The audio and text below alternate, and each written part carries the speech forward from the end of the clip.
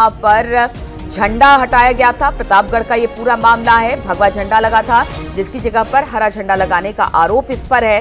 नाम इसका मोहम्मद आशिक का बताया जा रहा है, जिसकी गिरफ्तारी अब हो गई है। पुलिस लगातार इस मामले में छानबीन कर रही थी। 32 सीसीटीवी फुटेज खंगालने के बाद तब जाकर इस शख्स को चिन्हित किया गया। 2 दिन पहले चौक पर भगवा झंडा उतार कर यहां पर हरा झंडा लगाया गया था। झंडा बदलने के बाद ये जो शख्स था वो फरार हो गया था। वीडियो सामने आने के बाद लोगों में आक्रोश था। आरोपी युवक ने माहौल खराब करने की कोशिश की थी। शहर के आजाद नगर का रहने वाला ये आरोपी बताया जा रहा है।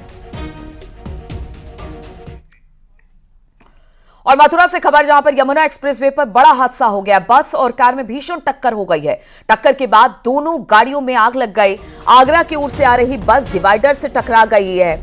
बताया जा रहा है कि बेकाबू पीछे से आ रही जो बस थी वो बेकाबू हो गई थी। पीछे से आ रही कार बस से टकराई, जिसके बाद ये बड़ा हादसा हुआ है। तस्वीरें हम आपको दिखा रहे हैं किस तरह से हादसे के बाद आग लग गई दोनों गाड़ियों में और किसी तरह से आग पर बाद में काबू पाया जा सका। पर आगरा की तरफ से आ रही बस डिवाइडर से टकरा करके रोड की तरफ जो है भागने लगी, जिससे कि पीछे से आ रही एक मारुति, शायद संभवतः स्विफ्ट डिजायर, उसमें घुस गई। दोनों में भीषण भिड़ंत के कारण आग लग गई, भीषण आग लग गई। मौके पर हजारों लोग इकट्ठा हैं। आगरा से आने वाले वाहन जाम हो गए हैं, एकदम से पूरा जाम लग गया है। अभी तक शायद संभवतः यहाँ पर आधा से पौना घंटा होने को आ रहा है, दमकल की कोई भी गाड़ी नहीं आ पाई है। बातचीत करने के लिए नितिन इस वक्त हमारे साथ जुड़ गए हैं। नितिन, किस तरह से ये हादसा हुआ है और क्या कुछ लोग भी हताहत हुए हैं क्या इसमें? देखिए, हम अपने दर्शकों को बताना चाहेंगे थाना मावन क्षेत्र के माइल स्टोन जो 117 है उस पर यह भीषण हादसा हुआ, जिसमें तस्वीरों में आप देख सकते हैं कि एक बस और एक कार दोनों आग की लपटों में, जो भीषण लपटें आग की हैं, उसमें दोनों जलती हुई दिखाई दे रही हैं और दोनों के दोनों वाहन राख हो गए हैं। जो प्रत्यक्षदर्शियों से हमारी बात हुई है उनके मुताबिक जो बस थी वो आगरा की ओर से आ रही थी, नोएडा की ओर जा रही थी, तभी वो अनियंत्रित होती है, डिवाइडर से टकराती है और डिवाइडर से टकराने के बाद वो बेकाबू हो जाती है। इसी दौरान जो पीछे से जो कार आ रही थी वो उस बस में जाकर घुसती है और जिसके बाद ये जो भीषण जो आग थी वो लगती है, जिसके चलते दोनों वाहन राख हो गए हैं। पर आधा घंटे से अधिक समय तक के जो फायर ब्रिगेड थी वो मौके पर नहीं पहुंची थी। फिलहाल जो एम्बुलेंस थी एक्सप्रेसवे की वो वहां मौके पर पहुंची। उन्होंने बताया जा रहा है जो लोगों के की जो कार में जो सवार थे उसमें से जो कुछ लोग थे उनको आगरा भेज दिया गया इलाज के लिए। लेकिन तस्वीरों में देख सकते हैं कि कार में एक कुछ चीज दिखाई दे रही है, जिसको लेकर अंदाजा लगाया जा रहा है कि कुछ लोग कार में फंसे हो सकते हैं, जिसके चलते वो अपनी जान नहीं बचा सके, क्योंकि दोनों वाहन जब टकराए होंगे तेज धमाका हुआ होगा और धमाके के साथ ही जो भीषण आग की लपटें हैं वो लगी होंगी। तो लिहाजा भी अधिकारी मौके पर पहुंचे हुए हैं, राहत कार्य चल रहा है। अभी किसी अनहोनी की बात नहीं कहा जा सकती है जब तक कि दमकल का भी पूरी आग को पूरी तरीके से बुझा नहीं लेते हैं और उसके बाद उसका निरीक्षण नहीं कर लेते हैं। तो लिहाजा भी कहना मुश्किल है कि हादसे में कितने लोगों की जान गई है या नहीं गई है। फिलहाल राहत बचाव कार्य जारी है। मौके पर आला अधिकारी पहुंचे हुए हैं, पुलिस टीम पहुंची हुई है। जी ठीक है नितिन, बहुत बहुत शुक्रिया आपका जानकारी देने के लिए।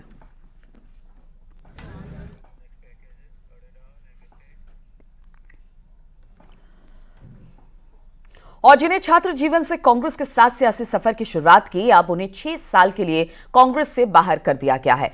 वो भी इसलिए क्योंकि आचार्य प्रमोद कृष्णम इन दिनों राम के रंग में रंगे नजर आ रहे हैं। पार्टी से बाहर निकाले जाने पर प्रमोद कृष्णन ने कांग्रेस पर कई गंभीर आरोप लगा दिए हैं।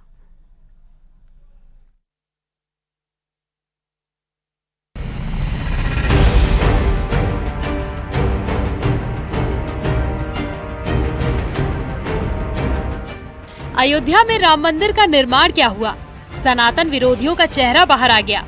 अखिलेश यादव के चेहरे से हिंदुत्व का नकाब उठ गया।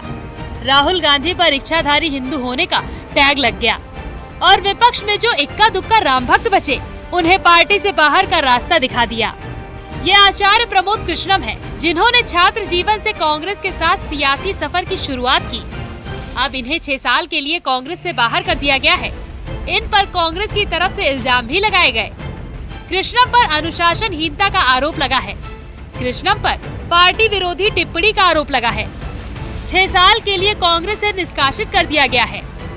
लेकिन जो आरोप कांग्रेस की तरफ से आचार्य प्रमोद कृष्णम पर लगे हैं उसकी सच्चाई बस इतनी है कि वो कांग्रेस के राम विरोधी चेहरे को देश के सामने रख रहे थे।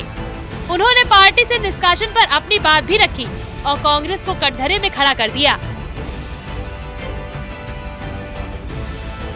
क्योंकि उस चिट्ठी में लिखा है पार्टी विरोधी गतिविधियों की वजह से। तो वेणुगोपाल जी या आदरणीय खड़गे जी कृपया ये बताएं कि ऐसी कौन सी गतिविधियां हैं जो पार्टी के विरोध में थीं और उन्हें कब पता चला। क्या राम का नाम लेना पार्टी विरोधी है? क्या अयोध्या जाना पार्टी विरोधी है? क्या भगवान राम की जन्मभूमि के मंदिर की प्राण प्रतिष्ठा समारोह का निमंत्रण स्वीकार करना पार्टी विरोधी है? इतना ही नहीं, आचार्य प्रबोध कृष्णम ने राहुल गांधी से लेकर पार्टी के बड़े बड़े नेताओं पर भी निशाना साधा और कहा, मेरे ऊपर से बहुत बड़ा बोझ उतर गया क्योंकि कांग्रेस राम और सनातन विरोधी है। बहुत बड़ा बोझ था सिर पर कि मैं उस पार्टी के साथ खड़ा हूं, उस पार्टी में हूं जो पार्टी राम का विरोध करती है, जो पार्टी सनातन को मिटाना चाहती है, राम के नाम लेने से चिढ़ती है, जो पार्टी हिंदुओं से चिढ़ती है, जो पार्टी में ऐसे लोग हैं जो नास्तिक हैं। तो मैं सोचता था कि आखिर मैं इस पार्टी में क्यों हूं।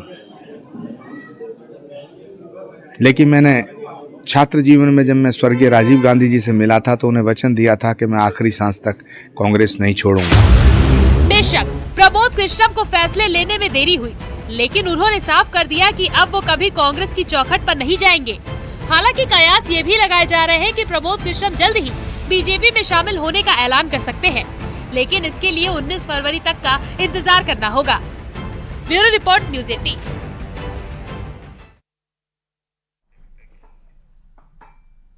और अयोध्या में बीजेपी के साथ सपा को छोड़कर पूरा विपक्ष नतमस्तक है। इंडिया गठबंधन के साथी भी रामलला के दर्शन करने पहुंच रहे हैं, लेकिन अखिलेश यादव अब तक अयोध्या से दूरी बना रखे हैं। ऐसे में क्या राम विरोधी समाजवादी पार्टी इंडिया गठबंधन में भी अलग थलग पड़ चुकी है? आप देखिए रिपोर्ट।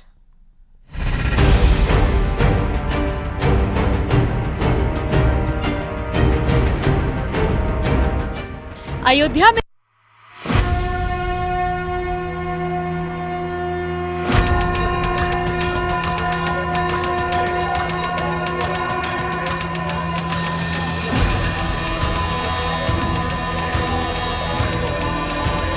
राम मंदिर के नाम 24 के चुनावी संग्राम में समाजवादी पार्टी अलग थलग पड़ चुकी है। कांग्रेस, आरएलडी और बीएसपी भी अखिलेश का साथ छोड़ चुकी है। पूरा विपक्ष बीजेपी के साथ हो चला है और सबकी जुबान पर सिर्फ राम का ही नाम है। लोकसभा चुनाव में राम मंदिर का क्रेज ऐसा है कि अब कांग्रेस भी सपा का साथ छोड़ चुकी है। बीएसपी से लेकर आरएलडी तक सभी दल बीजेपी के साथ हो चले हैं, जिसका नजारा आज अयोध्या में देखने को मिला, जब राम दरबार में सपा को छोड़कर सभी विपक्षी दल बीजेपी के साथ खड़े नजर आए।